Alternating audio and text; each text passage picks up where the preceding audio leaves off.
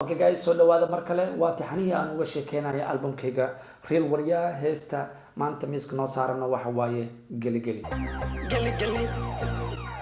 Geligeli waxay ku jirtaa heesaha aan ugu jeclahay albumka, heesaha aan dhihi karo mar kasta, dhalinyarta qalbigooda saaid ugu dhowdahay. Geligeli marka muusigada dhageysatid, mar waxa u arkaysaa inay tahay hees loogu talagalay party, mar waxa arkaysaa inay tahay hees loogu talagalay dhiirigelin dadka wada sameeyana wadamo dheer ay kala joogeen. hees waxay la sameeyay Ismaaciil wuxuu joogaa Uganda, qofka kale raabka kilkilaayana magaciisa waxa waaye Prophet asna wuxuu joogaa Canada. waa dareemi kartaa inta aan isku jirno iyo wada shaqeyntaasna dhex martay. markaas waxaan jeclahay dhalinyarta inaan isku keeno, hadday shaqo tahay xataa inaan isku imaano, wax wada sameyno, wada sheekeysano, wada qoslno. Ismaaciil markii hore sidaa isku baranay, Ismaaciil intaan asaga baran heesihiisa bartay sababtoo waa dareemi kartaa Ismaaciil heesihiisa markaa maqashid waa dareemay inuu ka duwan yahay dhalinyarta raabka oo waxa waa qof jidkiisa heesta. and I like that. Ismaaciil Instagram-ka ka wada hadalnay, waxa isdhaafsanay lambaradaas isku dhaafsanay,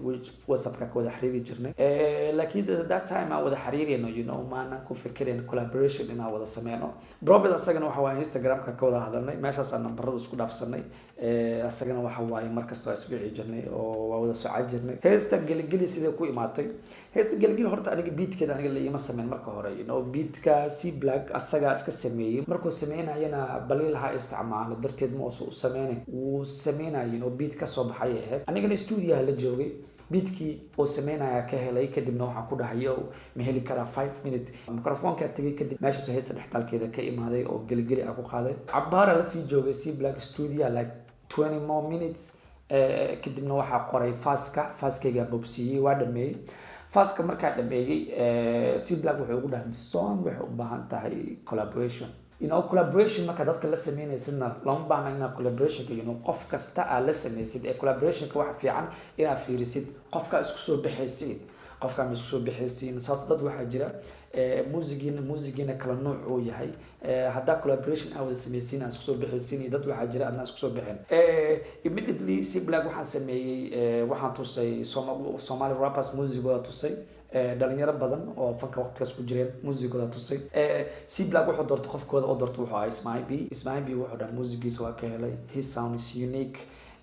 kadibna Ismaaciil wuxuu ugu dhahay contact ma ka heesaa, waxa ugu dhahay anima ay weydiinaysaa seewa adeega dhalinyarta Soomaaliyeed musicianka inay wada xiriiraan qasab waa inay contact iska heestaan qasab waa. Ismaaciil meesha ku wacnay, telefoonkii wuu qabtay, waa wada hadalnay, heesta u shiday. Trust me, sida ka filanayo waxa waaye isla markii hees muusigeeda markuu maqlay wuxuu ugu dhahay brother tan ka jiifo, waa soo cunaha ku dhahay, waa soo qalaha ku dhahay, soo baabi'inaha ku dhahay. Ismaaciil waxa umaleynaa waxa ka codsaday markaas inuu heesta si dhaqsi igu soo diro si producer-ka oosan waqtiga uusan uga dhumin.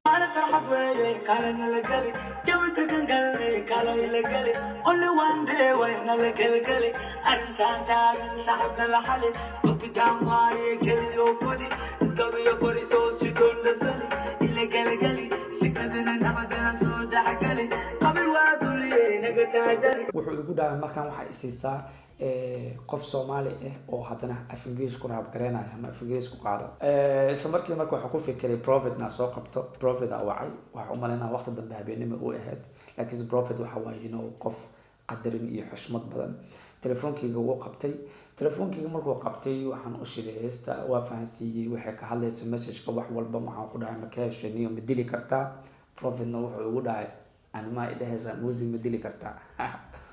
كجيفو brother تلو قوسو دمسترا. Prophet he surprised me. He's مدهن he's أساس ودقسيها بدن وصو سمينا. لكن Prophet وقت ما بيسا كو قادن إنه هستي إيه صدر أو صدر مايو. مركات هاي royal artist أنا ساس واي. موسيقى عادي لما هالليس موسيقى عادي كلها هالله عادي كودرين سينا وحكي هالليس أما وحق قريس. إلا جلجلي إلا إلا إلا جلجلي إلا إلا إلا جلجلي إلا إلا إلا جلجلي. I stayed on the block trying to count all this fatty, but today the sun's out, her bun's out, but today the Ben's out, the cash out. Hey. heesta dhanka message-keeda haddaa fiirisid, Geligeli is the kind of song oo kugu kalifaysa inaad dance garaysid, marna ku siinaysa baraarujin iyo niyad. sababtoo marka dhahdo dhalinyaro soo kaca waqtigeeni waa la gaaray, soo kaca garoomadii waa la furay, soo kaca dhalinyaro soo kaca waqtigeeni waa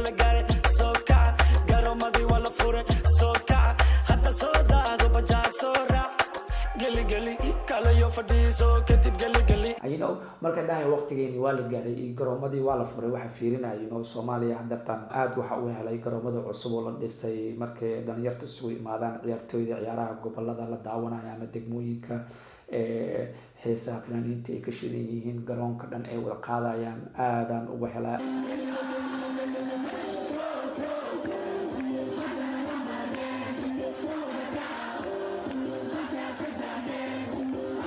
markastana waxaan jeclahay inaad daawado ama YouTube-ka aan ka fiiriyo oo this is the future mustaqbalkii Soomaaliya waa kuwana dhalinyartan waayo heesteeda waxa ku miisaamaya meeshaas heesta waxa ka heli kartaa Spotify waxa ka heli kartaa iTunes sidoo kale waxa ka heli kartaa YouTube soo dhageyso wixii taladaadana comment-iga igu reebi kartaa waxa u gudbeynaa heesta afraad ee albumka oo la magac baxday